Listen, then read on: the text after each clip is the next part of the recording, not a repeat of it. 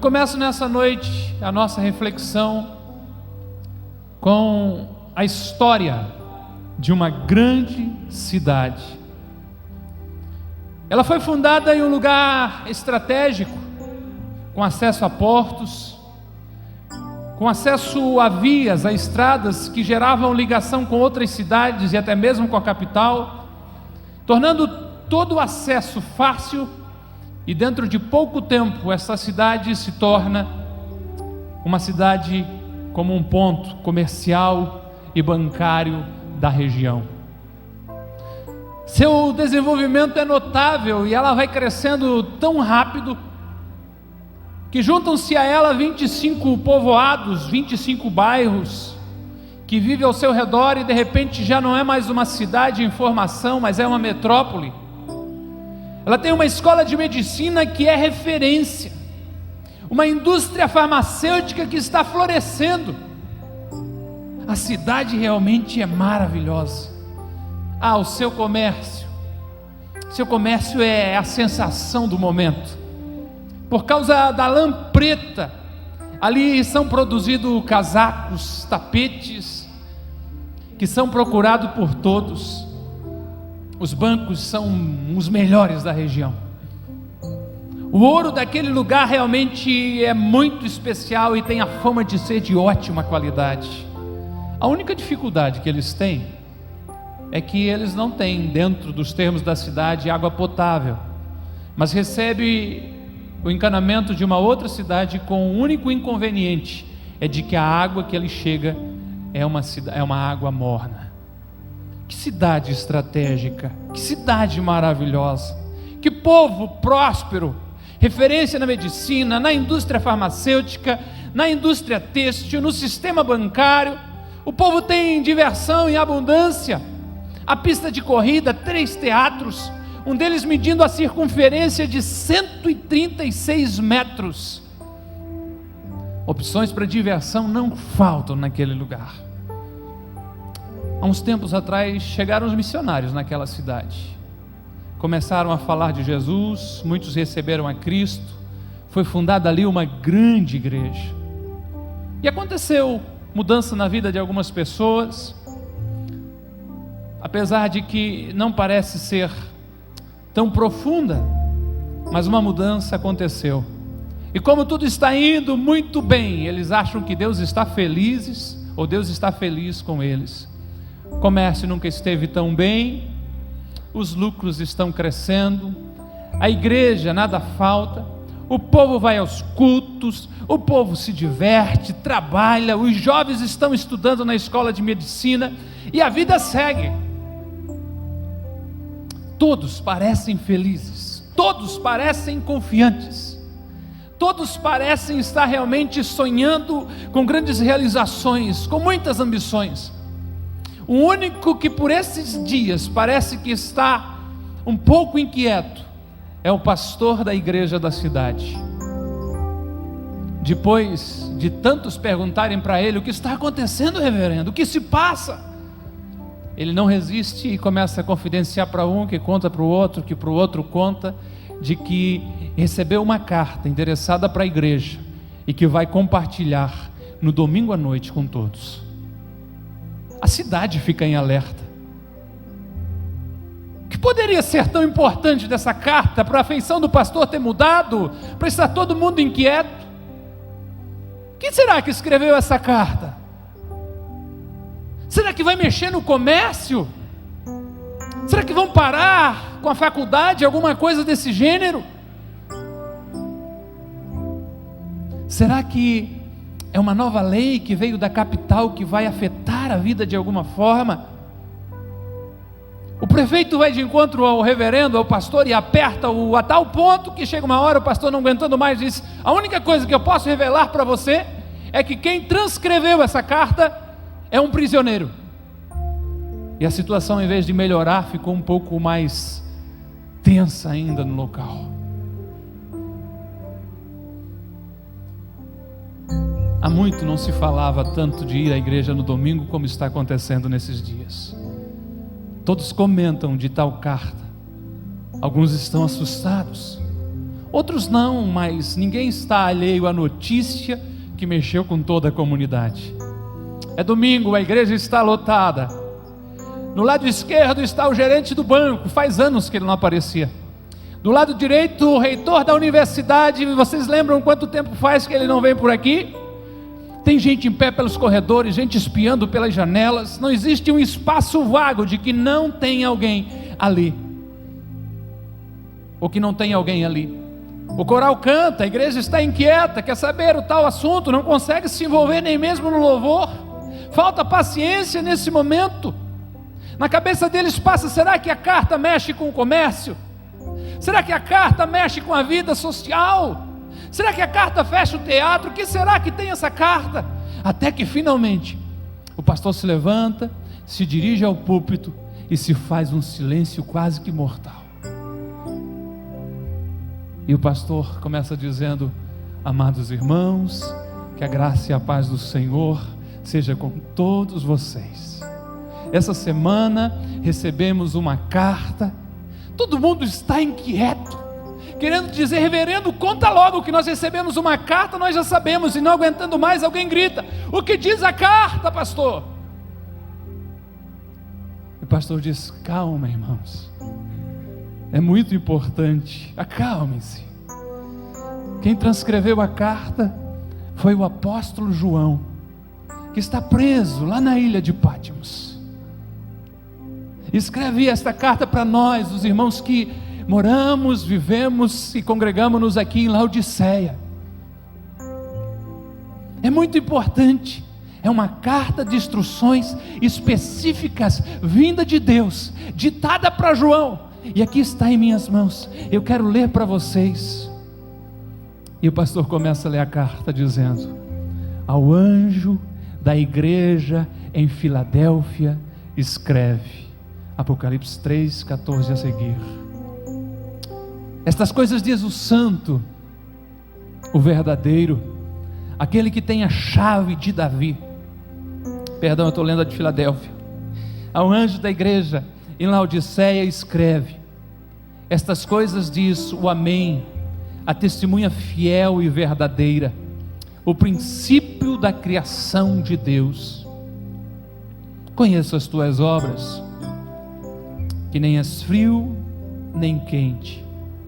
Quem dera fosses frio ou quente, assim como és morno e nem és quente nem frio, estou a ponto de vomitar-te da minha boca. 17, é verdade. 3 e 17 de Apocalipse. Pois dizes: estou rico e abastado, e não preciso de coisa alguma, e não sabes tu que és infeliz, sim, miserável, pobre, cego e nu. Aconselho-te que de mim compre ouro refinado pelo fogo, para que te enriqueças, vestiduras brancas para te vestires, a fim de que não seja manifesta a vergonha da tua nudez, e colírio para ungir os teus olhos, a fim de que vejas. Eu repreendo e disciplino a quantos amo. Sê pois zeloso e arrepende-te. Eis que estou à porta e bato. Se alguém ouvir a minha voz e abrir a porta, entrarei em sua casa, cearei com ele e ele comigo. Ao vencedor dar-lhe-ei sentar-se comigo no meu trono, assim como também eu venci e me sentei com meu Pai no seu trono. Quem tem ouvidos, ouça o que o Espírito diz às igrejas. Pai, em nome de Jesus, em nome de Jesus, o Amém, a fiel testemunha, estamos reunidos diante da Tua palavra nessa noite. Eu preciso ouvir a Tua voz. Eu anseio pela Tua voz, que quando vem, quebranta os corações. Pela Tua voz que quando vem, derrete realmente a alma. Vem falar conosco nessa noite. Que vidas te encontram, Senhor, te encontrem neste lugar, nessa noite, possam voltar mais forte. Foi isso que te pedimos cantando neste lugar. Fala conosco, reconhecemos o teu cuidado e o teu amor por cada um de nós através da tua palavra. E por isso te invocamos e te agradecemos em nome de Jesus.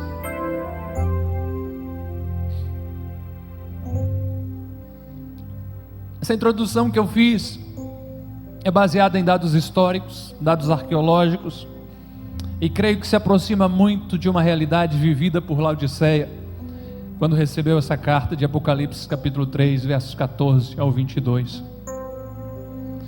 A pergunta é: será que ela é atual? Será que ela serve aos agapianos, aos itajaienses? Eu creio que sim, por um motivo de uma certa forma bem simples. Porque quem escreveu e quem está falando essas palavras é nosso Senhor e Salvador Jesus Cristo. E ele começa dizendo para João escrever isso. Desta forma, estas coisas diz o Amém. A palavra Amém significa assim seja, é uma concordância, uma confirmação. E quando a mensagem vem de Jesus e Ele mesmo é o Amém, é uma mensagem totalmente verdadeira e que se cumpre nele. Assim escreve, ou assim diz, a testemunha fiel e verdadeira. A testemunha que nós temos de que esta palavra vai se cumprir, é de que quem prometeu, diz a palavra, é fiel e justo, para fazer que todas as suas palavras se cumpram. Ele é a testemunha fiel e verdadeira. Quem diz estas coisas, diz o verso 14, é Ele, o princípio da criação de Deus.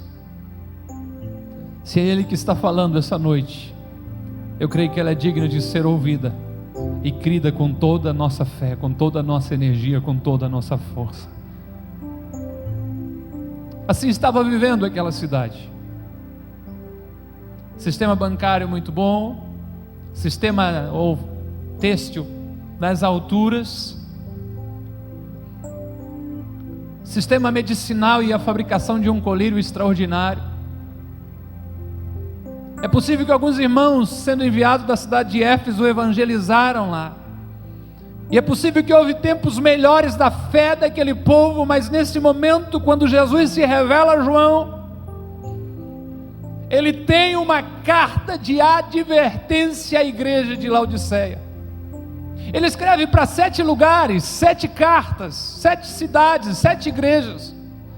Só que alguns estudiosos começam a temporizar, a colocar em cada época da geração humana, em cada época da história da igreja, uma dessas igrejas.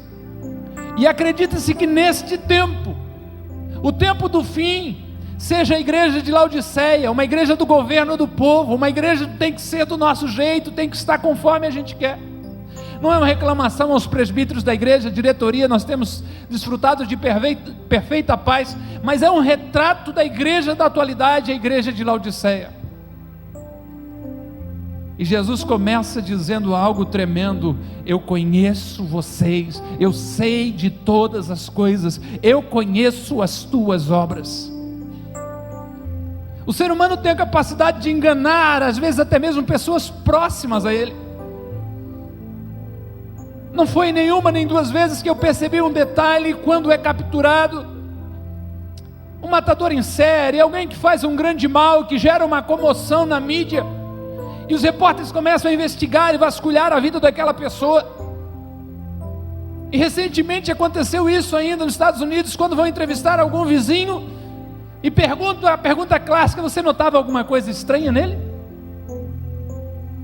E as pessoas dizem: não, era um vizinho normal, sempre simpático, a gente sempre conversava, não tinha assim uma intimidade, mas a gente se conhecia.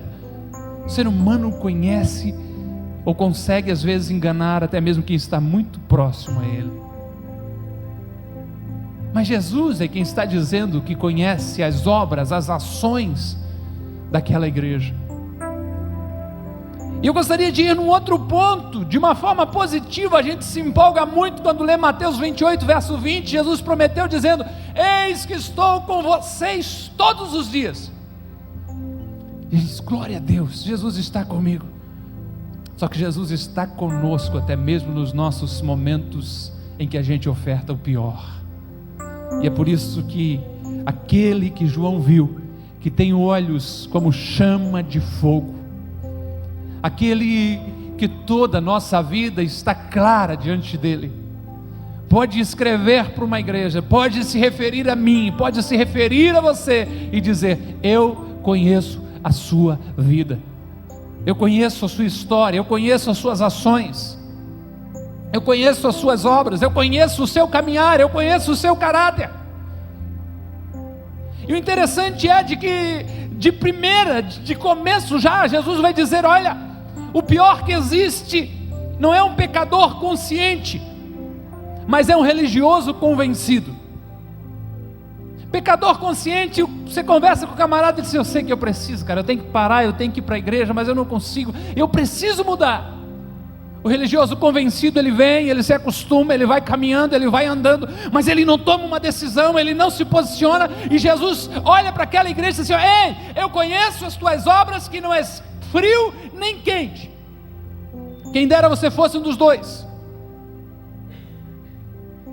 Quem dera você fosse frio ou que você fosse quente. Se você fosse frio, imaginando aqui a ideia de distante de Deus, eu preciso de Deus, eu sou um pecador, condenado ao inferno, então eu preciso de Deus.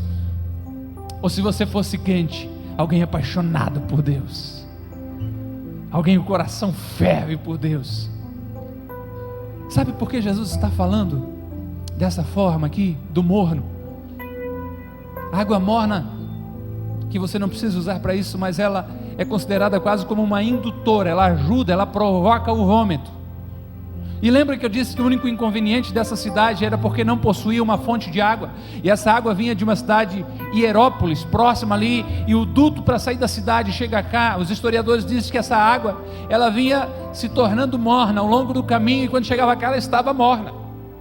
Então eles sabiam o que era o terrível sentido de, não sei se eles conseguiram preparar alguns sistemas para aquela época, de cavar alguns buracos, receber a água, enterrar a água ali, esperar que acontecesse esse movimento de resfriar um pouco mais a água.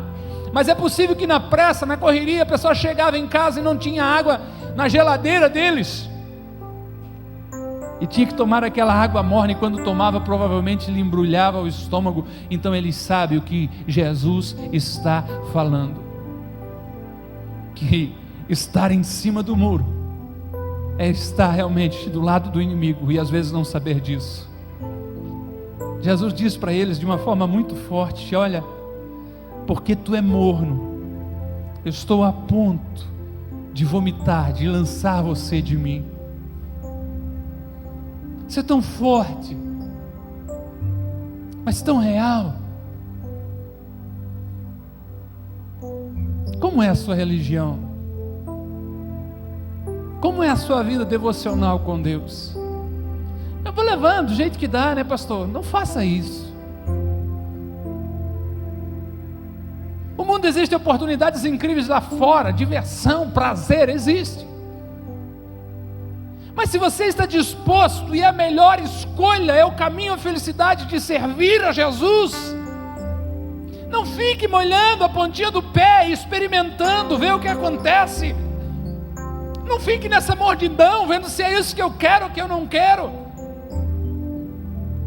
Faça o propósito realmente de cortar os laços com o passado e mergulhar-se profundamente na presença de Deus e dizer: Deus, se é contigo, então eu vou ferver realmente, eu vou ser um cristão fervoroso, cheio do Espírito Santo de Deus. O Senhor está falando comigo, conhece as minhas obras, eu quero realmente viver isso que o Senhor tem para mim.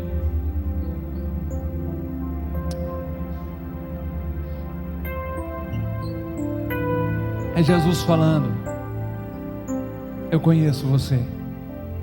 Não sou eu querendo te apontar os erros, eu não te conheço. E nem eu dizendo para você que eu sou santo, qualquer coisa desse gênero. É uma relação entre você, ou você e o seu Deus e você. É uma relação na vertical. E o negócio foi estreitando aqui para eles. Ei, cuidado. A autoanálise só é válida quando tem parâmetros pela palavra de Deus. Eu clareio isso para você. Qualquer avaliação é válida e sincera quando eu tenho como espelho a palavra de Deus. Tem muita gente se avaliando um pouco melhor que o vizinho, um pouco melhor que outro irmão da igreja, um pouco melhor que alguém conhece que é cristão. Provavelmente foi um engano daquele povo. No verso 17, se você está me acompanhando, vocês dizem: estou rico, estou abastado, não preciso de coisa alguma. Financeiramente indiscutível. Espiritualmente, Jesus está dizendo: vocês estão enganados. É possível que haviam melhorado em relação ao período anterior à conversão, à chegada do Evangelho, mas estavam agora muito ainda distantes do propósito divino. Eu já acompanhei aqui na nossa igreja, na nossa congregação, pessoas que vêm, tiram um pé do mundo realmente, começam a andar dentro do Evangelho, mas de repente você começa a conversar com eles, ele já está muito bem, porque ele lembra da época como ele era. Você precisava ver como eu era antes. Jogava pedra na igreja, né? Fazia uma coisa, fazia outra. Mas é um chamado para a gente ir indo mais fundo a cada dia. Essa palavra me pega. Como Deus está me vendo, como Jesus está me vendo. Será que eu não estou me firmando também em situações como essa, dizendo: peraí, nós somos realmente ricos de verdade? Olha para a cidade, olha para a riqueza, mas Jesus está dizendo: vocês não são ricos, vocês dizem que não precisam de coisa alguma, mas vocês não sabem na verdade que vocês são infelizes, sim, miseráveis, pobre, cego e nu. Te achas feliz pelas conquistas? Saibas de uma coisa: as conquistas te tornam insaciáveis, você sempre vai querer um pouco mais. O dinheiro nunca será suficiente, o poder nunca será suficiente, o prazer nunca será suficiente, o prestígio nunca será suficiente. Se acha rico pelo patrimônio que tem, e a morte bate na nossa porta, e tudo que a gente tem, que foi investido somente deste lado de cá do céu, fica tudo exatamente do lado de cá do céu. E por ter investido só aqui, Jesus olha para aquela igreja, pode ser que não tenha nada a ver com você, para aquela igreja, 1900 e poucos anos atrás, para aquela igreja, não estou falando para você, e diz: você é miserável e pobre, você investe só aqui, você pensa só aqui, você põe todos os tesouros aqui, onde o tesouro, a traça, o ladrão, tudo corrompe, rouba e mine. Está falando isso porque quer que eu traga o dízimo para aqui? E se só aqui fosse o único lugar que você pudesse investir para a eternidade, eu estava muito preocupado. Na ajuda de um estranho que às vezes ninguém conhece, você está fazendo um grande depósito no reino dos céus. No estender a mão às vezes para um necessitado que você nunca viu, mas o seu coração acelera e você sabe que tem algo diferente naquela situação, é um bom depósito no CDB das mansões eternas. Não sei se tem CDB ainda, faz muito tempo que não mexo com a aplicação, né? Mas tinha uma aplicação com esse nome. No estender a mão, no fazer alguma coisa, no ajudar uma agência de missões, no abrir mão às vezes do serviço com ganho certo para se preocupar para ouvir alguém.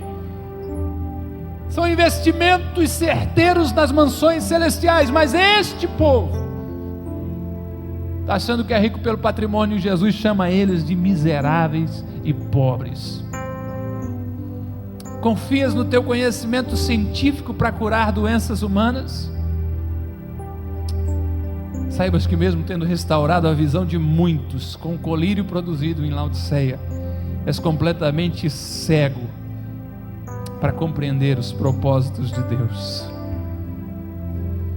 para compreender as coisas pelo Espírito do Senhor. te encantas com os disfarces que a lã produzida na tua terra oferece em forma de roupa aos seus compradores, estás completamente nu aos olhos de Deus, e toda vergonha tua será descoberta. Que palavra dura para uma igreja. É por isso que o pastor andava desconcertado a semana inteira. Eu não sei se passou uma semana ou não, eu não sei se chegou a carta, estavam reunidos e leram na hora, eu não sei como aconteceu o processo da entrega, eu fiquei imaginando. Mas desconcerta qualquer um, abrir e ver e dizer: meu Deus, a gente achou que estava indo tão bem, olha como Deus está nos vendo. E quem sabe a maior reflexão a ser levada nessa noite para nós seja: como Jesus está me vendo. Porque como eu estou lhe vendo, no que eu vou conseguir lhe ajudar, por mais que eu me esforce para isso? Mas como existe ou como está a sua relação com Deus, e como Ele está lhe vendo, fará toda a sua vida hoje e sempre. Mas você que estava preocupado com Laodiceia, nem tudo está perdido.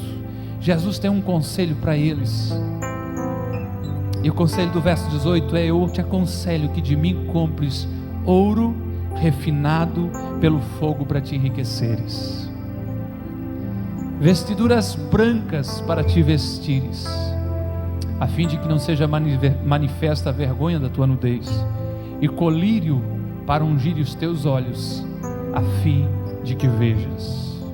O teu ouro não significa nada aqui no céu. Jesus diz: compra o meu, refinado, purificado no fogo, então serás rico verdadeiramente. Sabe qual é a boa notícia?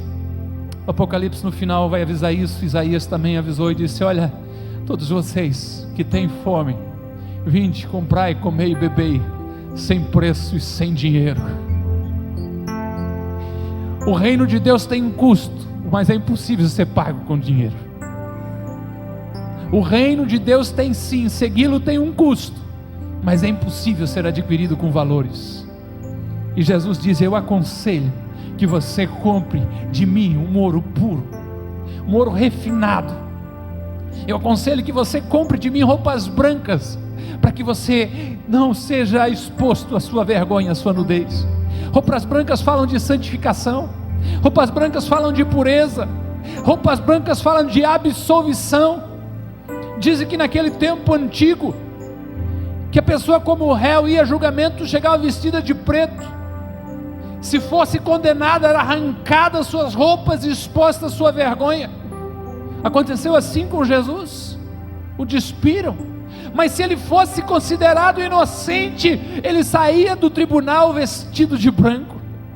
É isso que Jesus está propondo. Ele não está simplesmente trazendo uma acusação, dizendo: assim são vocês, se virem, vocês estão pegos, vocês vão se ver comigo.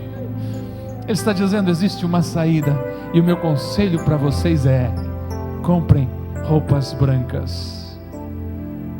É a palavra de Deus que diz ainda: que os vossos pecados sejam tão escuros, tão fortes, como o vermelho vivo, como o carmesim, poderão ser purificados com uma branca lã. Se pois o Filho vos libertar, verdadeiramente sereis livres. O sangue de Jesus Cristo, seu Filho, nos purifica de todo o pecado. Compre roupas brancas. Está falando para uma igreja que se vestia bem. É um polo têxtil, lembra? Só que a maioria das roupas, quem sabe, eram escuras.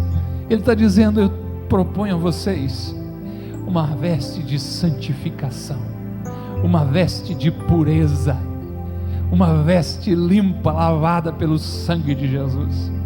Ele propõe dizendo: olha, compre colírio de mim, para que vocês possam ver o verdadeiro sentido da vida. Sabe quem é que está falando tudo isso? É Jesus que te ama. Eu repreendo e disciplino a quantos ou a todos quantos amo. Sabe por que o Senhor colocou essa palavra no meu coração nessa noite? Porque é perdidamente apaixonado por mim e por você. E pode ser só para a gente conhecer um pouco da história de Laodiceia, lá atrás. Pode ser, está valendo. Não foi comigo, pastor. Glória a Deus, prossiga para o alvo. Mas pode ser para dizer: ei, amigo, ei, amiga, o Senhor repreende e corrige a todo quanto ama. Cada dia que passa, o pecado cada dia tenta pegar a gente mais de perto. Cada dia que passa, a mensagem da cruz, a Bíblia Sagrada, será mais difícil de ser pregada, porque as pessoas começam a dizer uma coisa: olha, é fácil gritar do púlpito, difícil é entrar na minha pele e viver amanhã de manhã. É lógico que é mais difícil viver do que pregá-la, mas isso ainda não é desculpa para nós não vivermos ela. Quem está exortando, quem está corrigindo, quem está chamando a atenção, é aquele que ama, é aquele que tem um carinho muito grande, e o conselho dele é: sê, pois, zeloso e arrepende-te. Eu estou chamando a atenção de vocês porque eu amo vocês, mas vê se cria um jeito. Preste atenção, acordem, despertem. E daí vem o verso 20, que tem algo muito estranho. O dono da festa, pelo lado de fora da festa,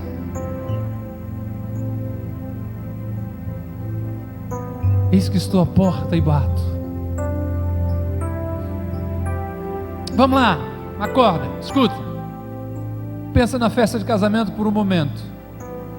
Só que inverta os papéis um pouco. As noivas demoravam demais, a gente trocou esse negócio. Elas têm que chegar 8 horas pontual e acabou. Vamos mudar as regras na sociedade aqui, porque está mudando tanta coisa, vamos mudar isso também, tá? No nosso casamento agora, a noiva chega pontualmente. Entrou às 8 horas, entraram os padrinhos, a banda está preparada, a comida está preparada, e quando a noiva entrou, eles fecharam a porta. E a festa começa. Desfilam os padrinhos, desfilam a noiva, cantam-se as canções, prega o sermão, abençoa os noivos, come-se a refeição da festa. Querem dançar a valsa? Dança-se a valsa, corta-se o bolo. Com o único detalhe: o noivo não está na festa, mas a festa está tão boa, e o barulho da música, os sorrisos e a alegria, que ninguém percebeu de que lá na porta,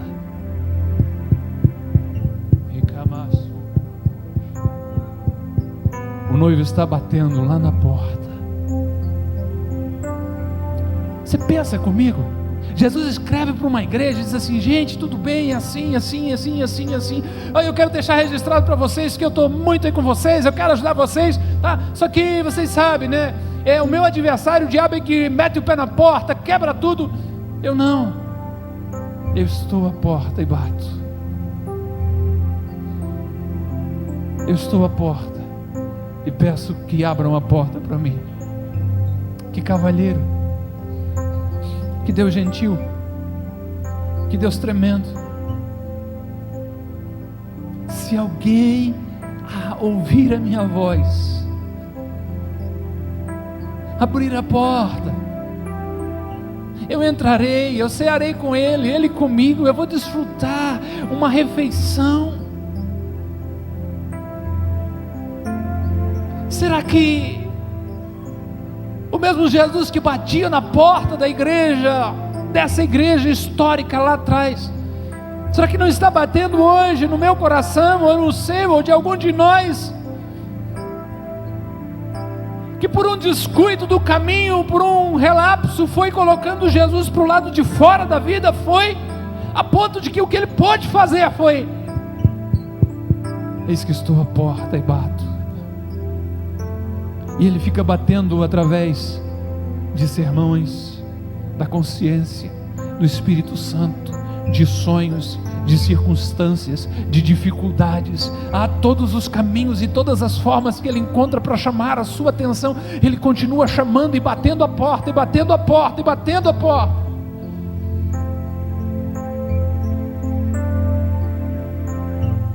Se você procurar na internet, há uma figura muito bonita de Jesus batendo a porta,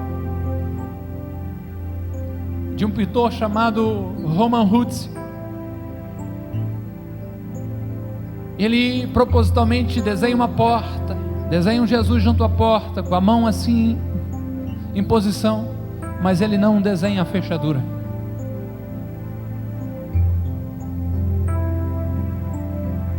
E um pai leva o seu filho para ver este quadro em uma exposição, e o menino pergunta para o pai: por que não lhe abre a porta, se a porta só pode ser aberta por dentro? E o pai responde: é porque não estão ouvindo ele bater. E o menino para, sabe aquela tirada de criança assim, que às vezes tu já fica até arrepiado, dizendo: aí vem. Olha para o quadro, olha para o quadro, olha para o quadro. Diz: não é isso não, pai, eu já sei. É que eles estão tão ocupados nos quartinhos dos fundos que não estão conseguindo ouvir ele bater. Eis que estou à porta e bato. Para aquela igreja de Laodiceia, eu não sei qual era o quartinho dos fundos deles. Será que era a riqueza? As idas ao teatro, 3 na cidade, o assistir os corredores na pista, a evolução do comércio, a fama da escola de medicina e seus colírios? Será que era isso que estava gritando mais do que a batida de Jesus à porta? Está ele aí, ó. Será que é isso que está gritando mais? Será que são os meus interesses pessoais que estão gritando mais do que o chamar de Jesus para uma intimidade comigo? Eu não sei quantas vezes você volta nesse lugar, mas eu sei que Deus te trouxe nesse lugar nessa noite com um propósito. Eis que Ele está à porta e bate. Se você ouvir a sua voz e abrir a porta, Ele entra para intimidade, para se juntar à mesa com você, para desfrutar de relacionamento, para desfrutar de vida, para que as coisas sejam diferentes na sua vida.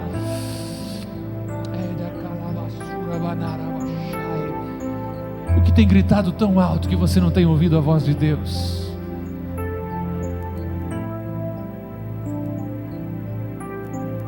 O que tem batido tão forte que a voz de Deus tem sido ofuscada?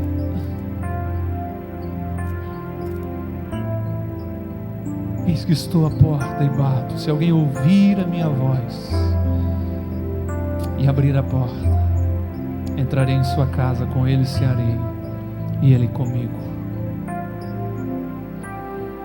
A bondade de Deus é tão grande que, mesmo sendo deixado pelo lado de fora, Ele termina a carta mostrando o propósito que Ele tem de compartilhar o seu reino.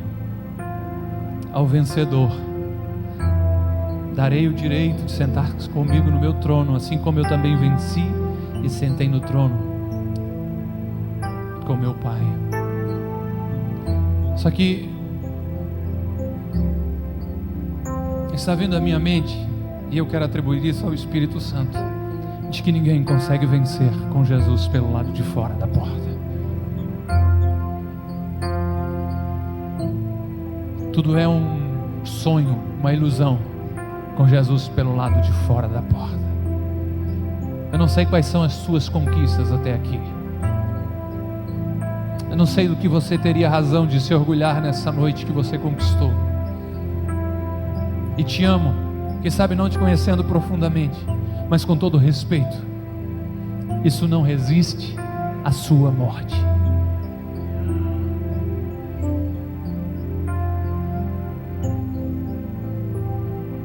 E a proposta aqui é para uma vida toda, para a eternidade.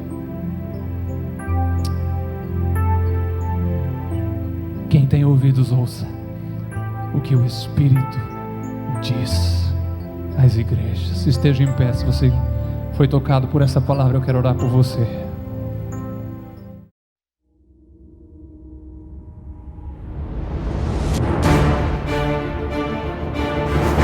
Se isso não traz paz ao teu coração, você está no lugar certo, porque nessa noite você pode ser lavado pelo sangue de Jesus e ganhar uma convicção interna no teu coração, que nem a vida, nem a morte, nem os anjos, nem os principados, nem a potestade, nada pode te separar do amor de Deus em Cristo Jesus. Ei, glória a Deus, aleluia!